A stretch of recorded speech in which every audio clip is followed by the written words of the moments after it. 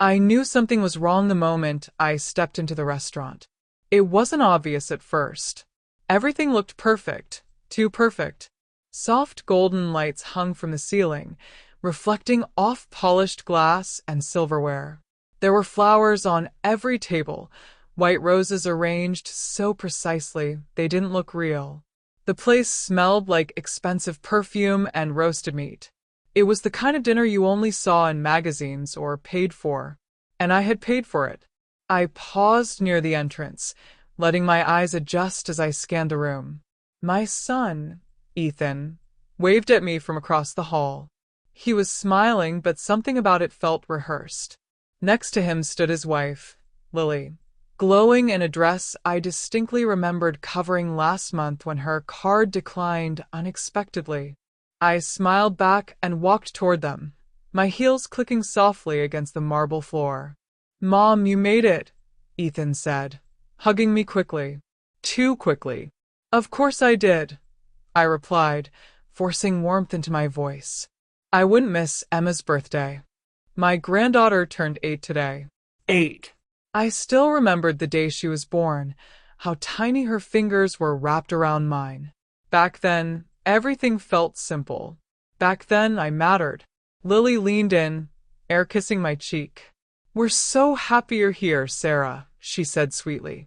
Her voice always had that sugary tone, like everything she said came with a hidden price tag. I glanced past them toward the long table set for the family. My steps slowed. There were 8 place settings. I counted again. 8. But there were 9 of us. A small, quiet feeling settled in my chest, like something cracking just beneath the surface. "Where should I sit?" I asked casually, gesturing toward the table. For a split second, Lily's expression flickered. Just a flicker. Then she laughed lightly, placing her hand on her chest as if she'd just realized something embarrassing. "Oh no, don't tell me we messed that up," she said. "I swear we double-checked everything." Ethan rubbed the back of his neck. "Yeah, it must have been a mix-up. You know how reservations go." A mix-up. I looked at the table again. The name cards were neatly arranged, carefully placed. No empty spot. No extra chair. Nothing about it looked accidental. "I can just grab another chair," I said. "Oh, no, no," Lily interrupted quickly, waving her hand. "The staff here is really strict about arrangements. But there are other tables nearby. You'll be more comfortable there anyway." More comfortable. Away from them. A couple sitting at the table behind me glanced over briefly before returning to their wine. I felt the heat rising in my face, but I kept my smile. "Of course," I said quietly. "Whatever works." Emma ran up to me then, saving me from the moment. "Grandma," she shouted, throwing her arms around my waist. I bent down and hugged her tightly, breathing in the familiar scent of her shampoo. "Happy birthday, sweetheart. Did you see the cake? It's huge. And there's a singer coming later," she said excitedly. "Of course there is," I murmured, because nothing was ever small when someone else was paying. I let go of her slowly, watching as she ran back to her parents. They guided her to her seat, center of the table, like a little queen. And I turned toward the smaller tables at the edge of the room. I chose one near the window and sat down alone. From there, I could see everything. The way Lily laughed too loudly at something a guest said. The way Ethan leaned into conversations, relaxed, comfortable, like nothing was wrong. Like his mother wasn't sitting 10 feet away at a table meant for strangers. A waiter approached me. "Would you like something to drink, ma'am?" "Just water," I said. As he walked away, I reached into my purse and pulled out my phone. The screen lit up instantly. Notifications. Messages. But I ignored them. Instead, I opened my banking app. There it was. The truth. Monthly transfers. Mortgage payments. Utilities. School tuition. Credit card bills. Shopping expenses disguised as emergencies. Every single one tied back to them. To this. To the table I wasn't invited to sit at. I scrolled slowly, my finger trembling just slightly. Thousands of dollars. Month after month. Year after year. I had told myself it was love, support, family. But sitting there, watching them laugh without me, it didn't feel like love. It felt like I had bought a ticket to a show where I wasn't even allowed on stage. Applause broke out suddenly. I looked up.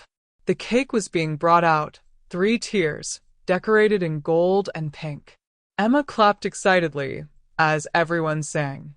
Lily stood beside her, glowing with pride. Ethan had his arm around her, smiling like this was the happiest moment of his life. No one looked at me, not once. I sang quietly from my seat, my voice barely audible over the crowd. When Emma blew out the candles, everyone cheered. I clapped too. Of course I did. I stayed until the end. I watched the gifts being opened, the photos being taken, the speeches being made. I watched Lily thank everyone who made this night possible, her eyes sweeping across the room, skipping right over me. Not a word. Not one. When it was finally time to leave, I approached Emma to say goodbye. She hugged me tightly. Thank you for my present, Grandma. I love it. I'm glad, I said softly, kissing her forehead. Ethan gave me a quick hug. Drive safe, okay? Always do. Lily smiled politely. Thanks for coming, Sarah. And sorry again about the seating thing. The seating thing. Of course, I replied. I walked out of the restaurant alone. The night air was cool, quiet. A sharp contrast to the laughter still echoing behind me. I stood there for a moment, staring at my reflection in the dark window glass. I looked smaller somehow, or maybe I had just been made to feel that way. The drive home was silent. No music, no radio, just my thoughts, repeating the same moment over and over again. 8 seats, 9 people. No mistake. By the time I pulled into my driveway, something inside me had settled. Not anger, not even sadness. Something colder, clearer. Inside the house, I didn't turn on the lights right away. I walked straight to the kitchen, placed my purse on the table, and opened my laptop. The glow of the screen filled the room. My bank account loaded instantly. All the transfers were still there. Active. Scheduled. Reliable. Just like me. I sat down slowly. Then, one by one, I started deleting them. I didn't feel anything when I finished. That was the strangest part. I had expected shaking hands, maybe tears, maybe even panic. 15 years of habits don't just disappear in a single night. But as I sat there staring at the empty list of scheduled payments, I felt calm. Not happy. Not relieved. Just quiet, like a room after all the noise has finally stopped. I closed the laptop and leaned back in my chair, listening to the ticking clock on the wall. For years, every decision I made somehow led back to them. Ethan, Lily, Emma. What they needed. What they wanted. What crisis was waiting around the corner that only I could fix with a transfer and a reassuring smile. And now, for the first time, there was nothing waiting for me to solve. The next morning felt different. I woke up earlier than usual, even though I had nowhere to be. Sunlight slipped through the curtains, soft and warm, and for a moment I just lay there, staring at the ceiling, trying to understand what had changed. Then it hit me. No payments. No responsibility. No constant pressure humming quietly in the background of my life. I made coffee slowly, taking my time in a way I hadn't in years. Usually, my mornings were filled with messages. Lily asking if I could help just this once. Ethan calling about temporary setbacks. Reminders from the bank about outgoing transfers I had already memorized by heart. But today, my phone was silent. Too silent. By noon, the first call came. Ethan. I watched his name flash across the screen, vibrating against the table. Once. Twice. 3 times. I didn't answer. I let it ring until it stopped, then placed the phone face down and went back to watering my plants. 5 minutes later, it rang again. Then again. By the 4th call, I picked it up. "Hi, Mom," Ethan said, his voice already tight. "Something weird is going on with the bank. The mortgage payment didn't go through." "I know," I said calmly. There was a pause. "You know?" "I canceled it." Silence stretched across the line, heavy and disbelieving. "You what?" he finally said. "I canceled all of them," I replied, just as evenly. "Mortgage, bills, tuition, everything." Another pause, longer this time. I could almost hear his mind scrambling to catch up. "Mom, you can't just do that," he said, his tone shifting from confusion to irritation. "We rely on that money." There it was. Not, "Are you okay?" Not, "Why?" Just that. "We rely on that money." "I know," I said quietly. "That's the problem." "What does that even mean?" he snapped. "Did something happen? Is this about last night?" "Because Lily already told you that was just a mistake." A mistake. I leaned against the kitchen counter, staring out the window at my small garden. "Do you really believe that?" "Of course I do," he said quickly. Too quickly. Why wouldn't I? I let the silence answer for me. "Mom," he continued, his voice softening slightly, switching tactics, "if this is about the dinner, you're overreacting. These things happen. It's not a big deal." Not a big deal. I closed my eyes for a moment. "Ethan, when was the last time you invited me somewhere and made sure I felt included?" "What?" "That's not fair." "When was the last time you called me just to talk?" I interrupted. "Not to ask for something, not to explain a bill, just to ask how I am." He didn't answer. "You didn't even notice I didn't have a seat," I added quietly. "Not until I pointed it out." "That's not true," he said, but his voice lacked conviction. "I just thought." "You didn't think," I said. "That's the point." The line went quiet again. Then, in the background, I heard Lily's voice. Sharp. Urgent. I couldn't make out the words, but I didn't need to. Ethan sighed. "Look, Mom, we don't have time for this right now. The bank is already calling, and Lily's car payment is overdue. Can you just fix it? We'll talk about everything later." Fix it, like I always did. "No," I said. The word surprised even me. It came out steady, without hesitation. "No," he repeated. "No. I'm not fixing it. Are you serious right now?" His voice rose. "We have responsibilities. Emma's school. Then you should figure out how to pay for them," I said. "With what?" he shot back. "You know how things have been." Yes. I knew exactly how things had been. "I know you've been living a life you can't afford," I said calmly. "And I've been funding it." "That's not fair," he snapped. "You offered to help." "I did," I agreed. "And now I'm choosing to stop." "You can't just choose that," he said, his voice breaking into anger. "That's not how this works." "It is now." Another voice broke in Lily's, louder this time. "Give me the phone." There was a brief scuffle. Then her voice filled the line. "Sarah, I don't know what kind of mood you're in, but this is extremely irresponsible," she said, her sweetness completely gone. "Emma is going to suffer because of this." I let out a slow breath. "Emma has 2 parents. And they're doing their best," she snapped. "You think this is easy for us? You think we enjoy having to depend on you?" I almost laughed. "You've depended on me for 15 years, I said. "That sounds pretty comfortable to me." "That's not true," she shot back. "We've had setbacks. Temporary situations. 15 years isn't temporary." Her tone hardened. "If this is about last night, I already said it was a mistake." "No," I said quietly. "It wasn't." Silence. "You didn't forget a chair," I continued. You just didn't think I deserved one. That's ridiculous, she said, but there was something thinner in her voice now. Less certain. Is it? I asked. Because everything about that table was planned. Every detail. Every seat. You're being dramatic. And you're being honest for the first time, I replied. That hit. I could feel it in the pause that followed. Fine, she said finally, dropping the act completely. Let's be clear then.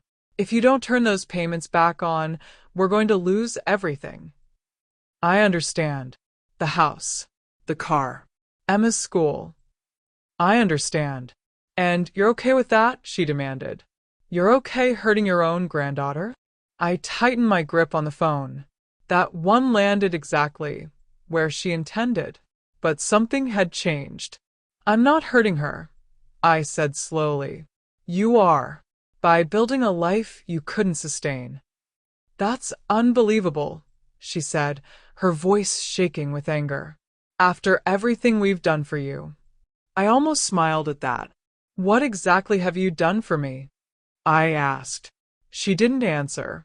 Because from where I'm standing, I continued, the only thing you've done is take. And last night, you made it very clear that even that wasn't enough to earn me a place at your table. You're twisting things. No, I said. I'm finally seeing them clearly. There was a long silence. Then, colder than before, she said, if you do this, don't expect things to go back to normal. I looked out the window again, at the quiet street, at the life that suddenly felt like it belonged to me again. I don't, I said. The call ended. I stood there for a while, phone still in my hand, listening to the silence return. It felt different now, heavier, but also honest. For the first time in years, no one was asking me for anything. No one needed me. And somehow, instead of feeling empty, I felt free. The silence didn't break the next day, or the day after that. At first, I thought they would come back quickly, calls, messages, apologies carefully wrapped around new requests. That had always been the pattern. Tension, guilt, resolution, and then another transfer. But this time there was nothing. No calls from Ethan. No dramatic texts from Lily. Not even a picture of Emma. It was as if I had been erased. I told myself this was what I wanted. Space. Freedom. Distance from the constant pressure. But there's a difference between choosing silence and being shut out by it. The house felt bigger than usual, every room echoing slightly, as if reminding me just how alone I really was. On the fourth day, I caught myself staring at my phone, waiting. That's when I realized something uncomfortable. I wasn't just used to helping them, I was used to being needed. And now that I wasn't, I didn't quite know who I was anymore. I tried to fill the time. I cleaned the kitchen twice, reorganized my closet, even went through old boxes in the attic that I hadn't touched in years. Anything to keep my hands busy, my mind occupied. But no matter what I did, everything circled back to the same quiet thought. What if I went too far? That thought stayed with me longer than I wanted to admit. A week passed before I left the house for something other than groceries. I decided to walk to a small cafe a few blocks away, somewhere I used to go years ago before life became complicated. The bell above the door chimed softly as I stepped inside, and for a moment, it felt like stepping into a different version of my life. Simpler. Quieter. I ordered tea and sat by the window, watching people pass by outside. Families, couples, parents holding children's hands. Normal life. The kind I thought I had, or at least something close to it. Sarah? I looked up, surprised. A woman stood a few feet away, smiling uncertainly. It took me a moment to recognize her. Oh, Claire, I said, standing slightly. It's been a while. Claire had been Emma's babysitter years ago, back when Emma was still small enough to fall asleep on my shoulder. Back when I used to come over just to spend time with her, not to pay for something. Claire sat down across from me, without waiting to be invited. I haven't seen you in forever. How are you? I'm good, I said, though the word felt unfamiliar. That's nice, she said, then hesitated. I actually heard something about your family. My chest tightened slightly. Oh, she nodded, lowering her voice. About Emma switching schools. That must have been really hard. I blinked. Switching schools. Claire's expression shifted immediately. Wait, you didn't know? A cold feeling spread through me. No, I said slowly. I didn't. She looked uncomfortable now, glancing down at her cup. Lily mentioned it when she asked if I could help watch Emma after school sometimes. She said it was temporary, just until things stabilized. Stabilized. I felt like the floor beneath me had shifted slightly. Oh, I said quietly. I see. We made small talk after that, but I barely heard any of it.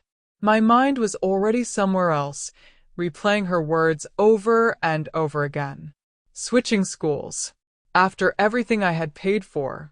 After years of insisting that Emma needed the best. And now it was gone. I left the cafe shortly after, barely remembering to say goodbye. The walk home felt longer than usual, each step heavier than the last. By the time I reached my house, I wasn't calm anymore. I was unsettled. That night, I did something I had promised myself I wouldn't do.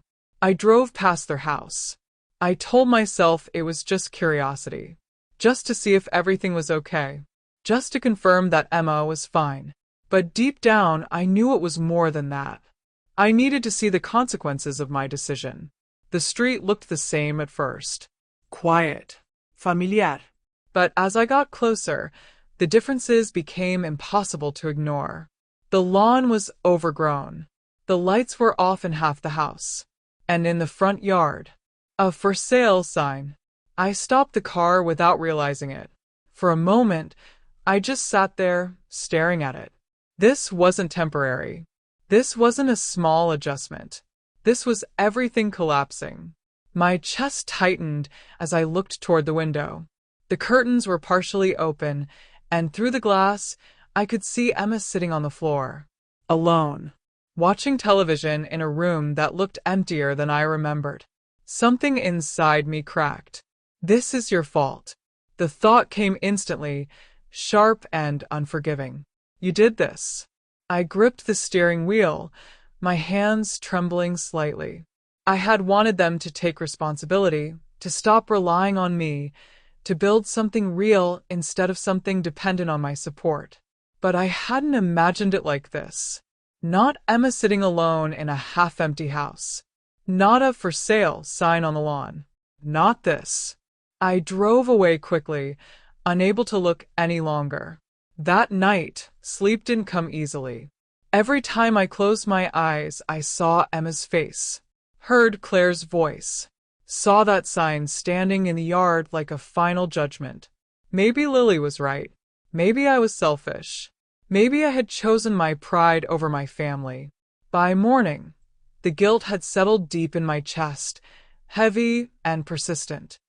I tried to ignore it, tried to remind myself why I had made the decision in the first place. The years of being used, the constant expectation, the humiliation at the dinner. But none of that erased the image of Emma. On the third week of silence, something unexpected happened.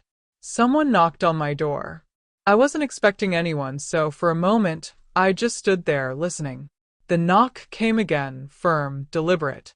I walked to the door slowly and looked through the peephole. A woman stood outside, mid-30s, neatly dressed, holding a folder. I didn't recognize her. I opened the door cautiously. "Sarah?" she asked. "Yes." "My name is Emily Carter," she said gently. "I'm with Child Services." My stomach dropped. "I'd like to ask you a few questions if you don't mind." For a second, I couldn't speak. Child Services. Because of me. Is Emma okay? I asked immediately. "She's fine," Emily said quickly. "This isn't about immediate danger. We just received a report, and I need to follow up. A report. Of course. I stepped aside and let her in, my mind already racing. As she sat down in my living room, opening her folder, I felt something shift inside me again. This wasn't just about money anymore. This had become something bigger, something I couldn't ignore. And for the first time since I canceled those payments, I wasn't sure anymore if I had done the right thing. I didn't sit down right away. For a moment, I just stood there in my own living room, watching Emily as she calmly placed her folder on the table, as if this was just another routine visit. Maybe for her it was. For me, it felt like the ground beneath my life had shifted again. "Please," she said gently, gesturing toward the chair. "This won't take long." I nodded and sat across from her, folding my hands together to keep them from shaking. "You said there was a report." "Yes," she replied, opening the folder. "We received a call expressing concern about a child's sudden change in living conditions and financial stability. The caller mentioned that a family member had withdrawn significant financial support." A family member? Me. I swallowed slowly. "So, someone reported me for not giving money?" Emily met my eyes, her expression neutral but not unkind. "People report all kinds of things when they're worried. My job is simply to understand the situation and make sure the child is safe." Safe. The word echoed in my head. "Emma is safe," I said immediately. "She has two parents who are perfectly capable of taking care of her." Emily nodded. "That's what I'm here to determine. Can you tell me about your relationship with them?" So I did. I told her everything. Not in the emotional, broken way I had replayed it in my mind, but clearly, step by step. The years of financial support. The gradual shift from occasional help to complete dependence. The way requests turned into expectations. The dinner. The missing seat. The moment something inside me finally said enough. She listened without interrupting, occasionally jotting down notes. When I finished, the room felt quieter than before. "And since you stopped the payments?" she asked. "I haven't heard from them," I said. "Not really. Just one call. Arguments. Then nothing." Emily closed the folder slowly. "I understand. And I want to be very clear about something. You are not legally obligated to support your adult son or his family." The words landed, but they didn't bring the relief I expected. "But Emma," I started, "is being fed, clothed, and housed," Emily finished gently. "Yes, her lifestyle has changed. That's an adjustment, not neglect." Adjustment. That word again. I looked down at my hands. She had to change schools. "Yes," Emily said. "That can be difficult. But it's also something many families go through, for financial reasons. It doesn't automatically mean harm." I let out a slow breath. "So, I didn't do anything wrong?" I asked, though the question felt heavier than just legal responsibility. Emily studied me for a moment before answering. "That depends on what you mean by wrong." I looked up. "From a legal standpoint, no," she said. "From a human standpoint, that's more complicated. But I will say this, supporting someone in a way that prevents them from standing on their own can sometimes do more harm than good." Her words settled into the silence between us. More harm than good. For years, I had believed the opposite. That every payment was helping.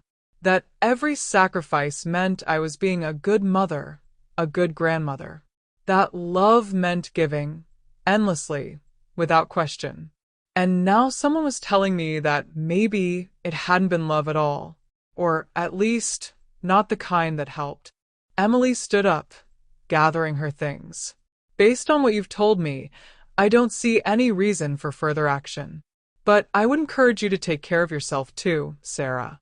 Situations like this, they're rarely just about money." No. They weren't. After she left, the house felt different again. Not empty, not heavy, just quiet in a new way. I walked to the kitchen and poured myself a glass of water, my thoughts moving slower now, more deliberate. Her words kept replaying in my mind, not as accusations, but as something closer to clarity. Adjustment, not harm. More harm than good. For the first time since all of this started, I allowed myself to consider something I had been avoiding. What if Emma wasn't broken by this? What if she was learning? That thought stayed with me through the evening, through dinner, through the long hours where I used to fill silence with worry. And somewhere in the middle of that quiet, another realization began to take shape. I didn't actually know how they were living now.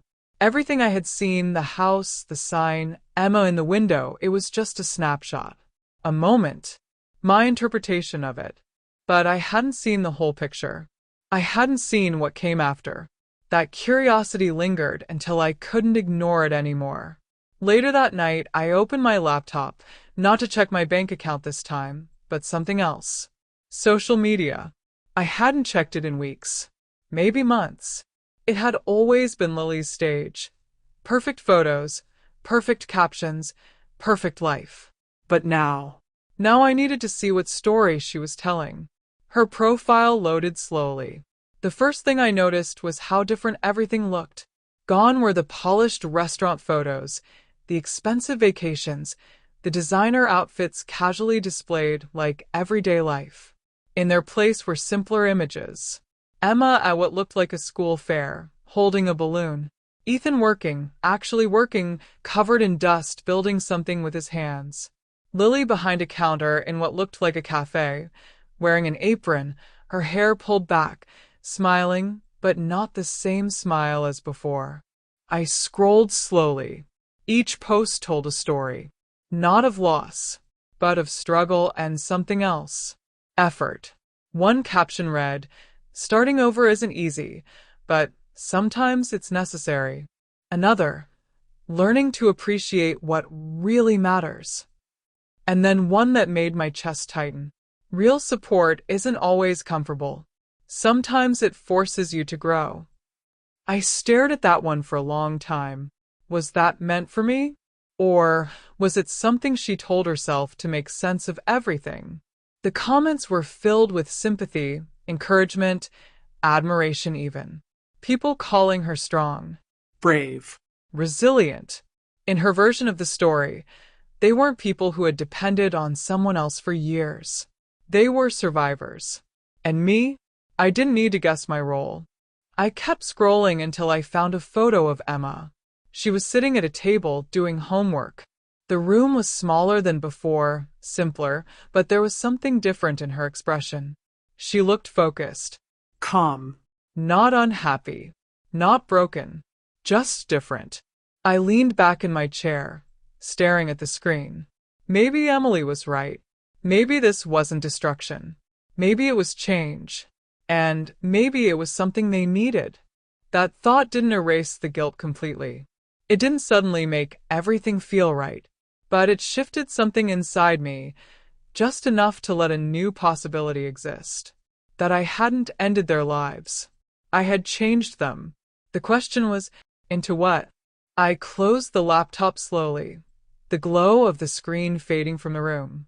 For the first time in weeks, I didn't feel the urge to call, or fix, or step back in. Instead, I sat there in the quiet and realized something else. They were learning to live without me, and I was learning to live without being needed. And maybe that was exactly what had to happen. For months passed before I heard the truth. Not the version on social media.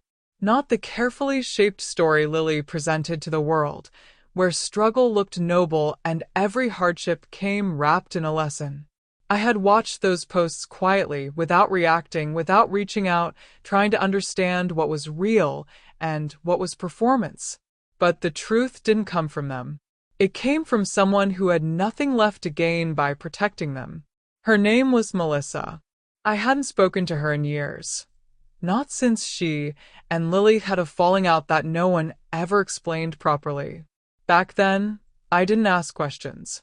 I didn't want to get involved in their drama. I stayed in my role, supportive, helpful, convenient. Looking back, I realized how much I had chosen not to see. When my phone rang that afternoon and her name appeared on the screen, I almost didn't answer. Something about it felt intentional, like a door I had closed a long time ago was suddenly opening again. Hello. Eddie. It's Melissa. I hope this isn't a bad time. Her voice was hesitant, but there was something firm underneath it. Not gossip. Not curiosity. Something heavier. It's fine, I said slowly.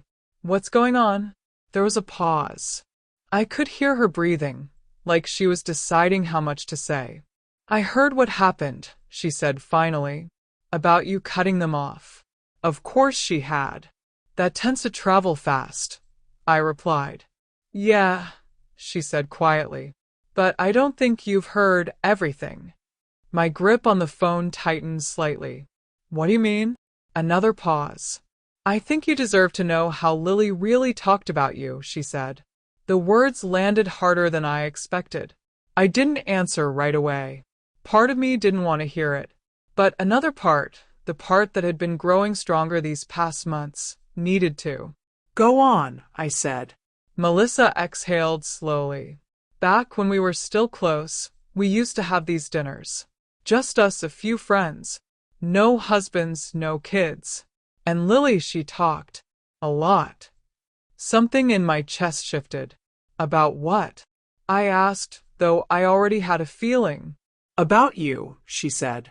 The silence that followed felt thick, almost suffocating. She didn't see you the way you thought she did, Melissa continued. Not as family. Not really. I sat down slowly, the weight of her words settling in. What did she say? I asked quietly. Melissa didn't hesitate this time. She used to call you her safety net, she said. Her backup plan.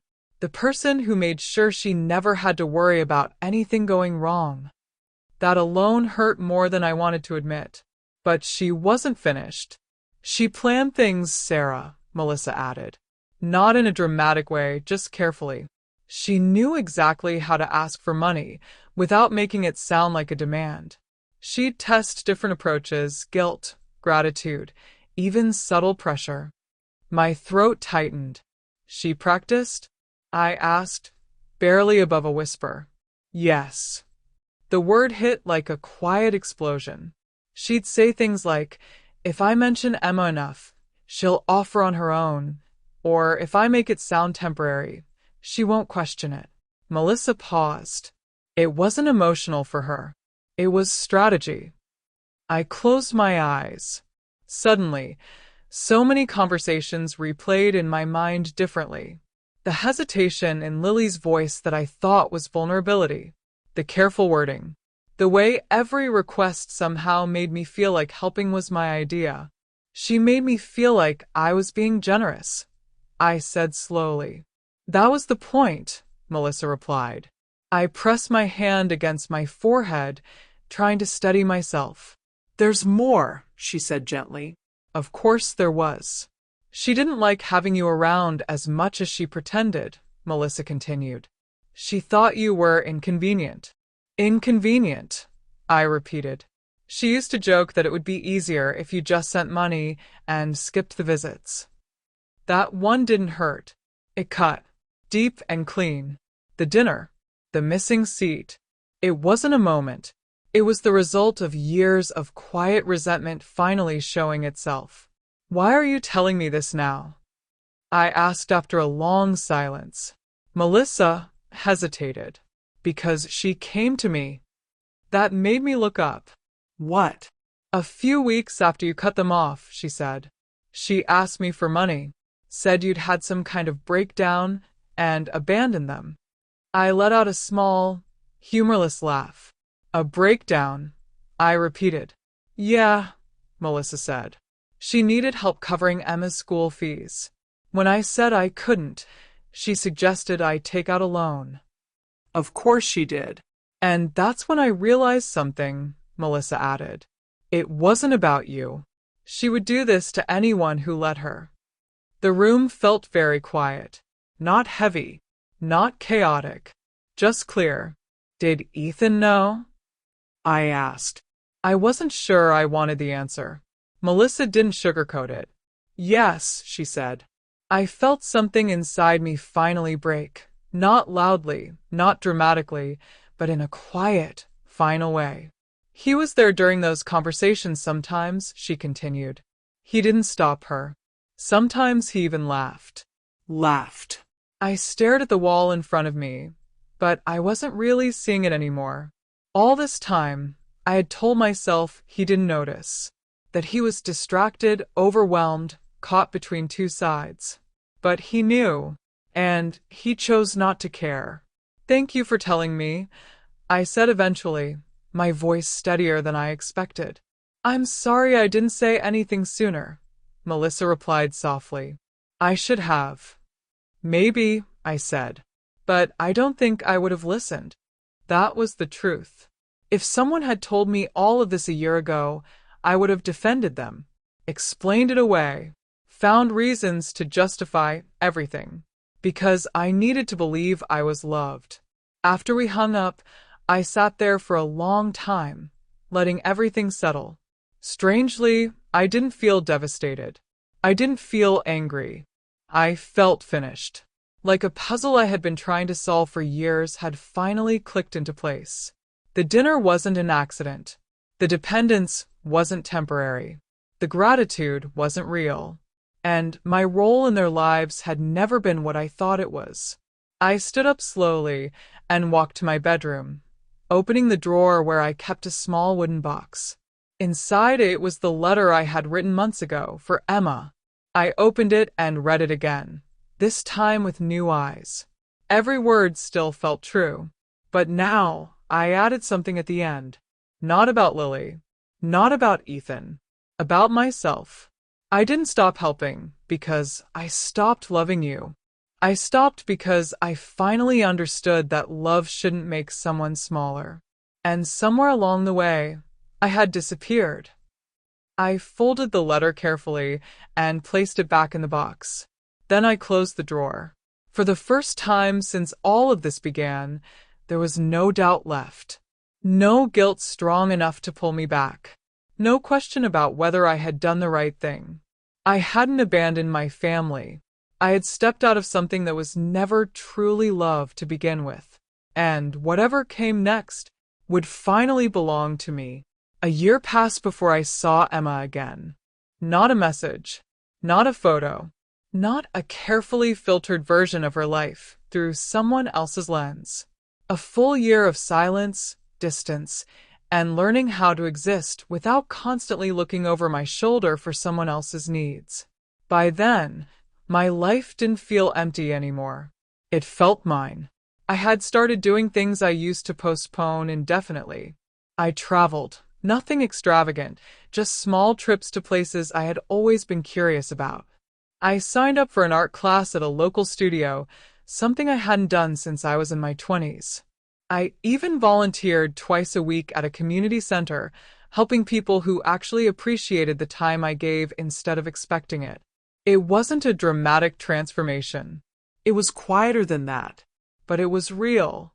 And then one afternoon, the doorbell rang. I wasn't expecting anyone. I wiped my hands on a towel. I had been in the kitchen, baking out of habit more than necessity, and walked to the door. Something about the knock felt uncertain. Not demanding. Not impatient. Careful. I opened the door slowly. For a second, I didn't recognize her. She had grown taller. Thinner. Her face had changed in subtle ways, less round, more defined. But her eyes, I knew those immediately. Emma? I said softly. She shifted slightly on the porch, holding onto the strap of her backpack. Ethan? My heart tightened. Behind her, at the curb, I saw Ethan's car. He was sitting inside, hands on the wheel, staring straight ahead. He didn't wave, didn't get out, but he had brought her. That was enough. Do you want to come in? I asked, stepping aside. She nodded and walked past me quietly, like she wasn't sure if she still belonged here. I closed the door and followed her into the living room. She stood there for a moment looking around, taking everything in like it was both familiar and distant at the same time. It looks the same, she said. I didn't change much, I replied. That wasn't entirely true. I had changed. Are you hungry? I asked, unsure how to bridge the gap between us.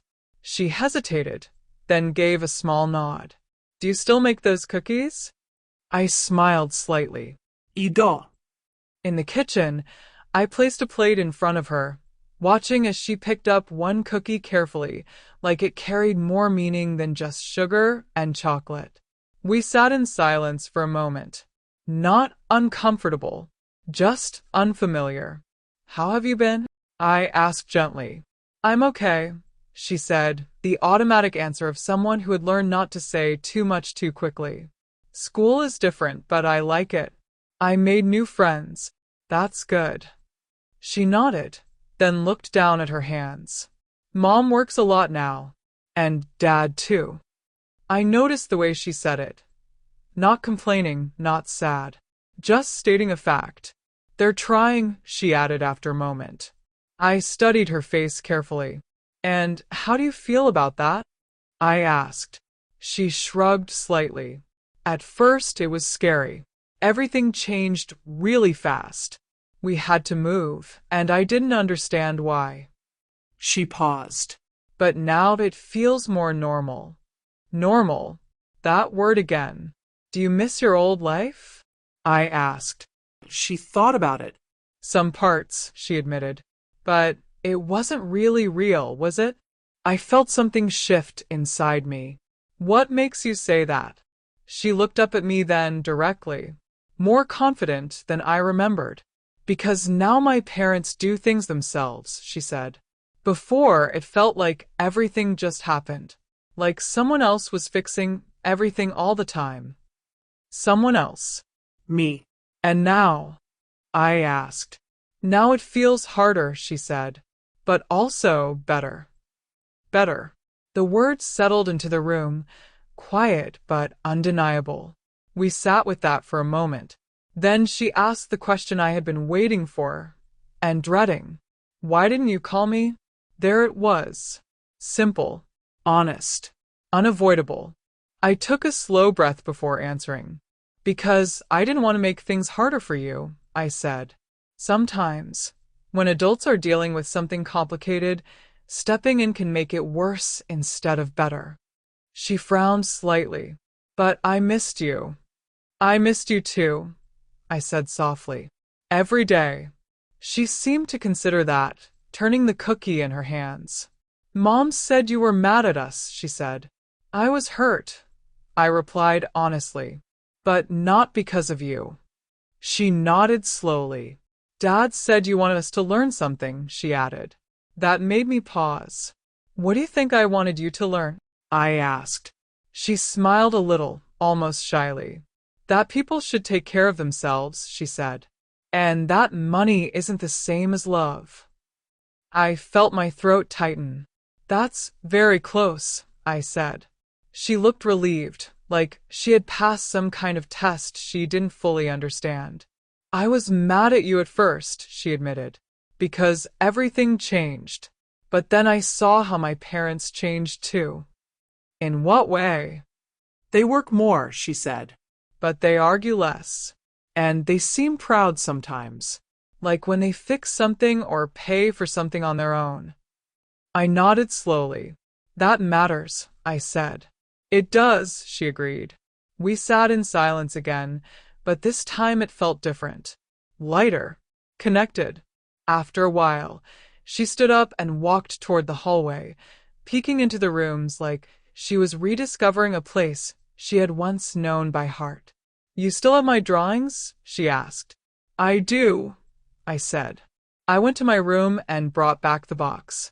When I placed it on the table and opened it, her face lit up in a way I hadn't seen in a long time. You kept all of them, she said. Of course I did.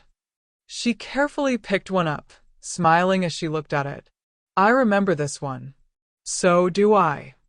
She turned to me suddenly. Can I come back again? The question was simple, but it carried everything. Yes, I said. Anytime you want. She nodded, satisfied. When it was time to leave, she hugged me tightly. I'm glad you're not gone, she said quietly. I was never gone, I replied. Just waiting. She pulled away and ran toward the car. Ethan didn't get out, but as she got in, he glanced at me briefly. For a second, our eyes met. There was something there. Not apology. Not exactly. But something closer to understanding. Then he looked away and started the engine. I stood on the porch, watching them drive off, Emma waving from the window. And, for the first time in a long time, I felt complete peace. Not because everything was perfect, not because everything was fixed, but because everything was real. I had lost the version of family I thought I had, but I had gained something better. A relationship built on truth, on choice, on respect. And as I stood there in the quiet evening, I realized something I wished I had understood years ago. Love isn't something you prove by giving everything away. Sometimes, it's something you protect by finally saying no.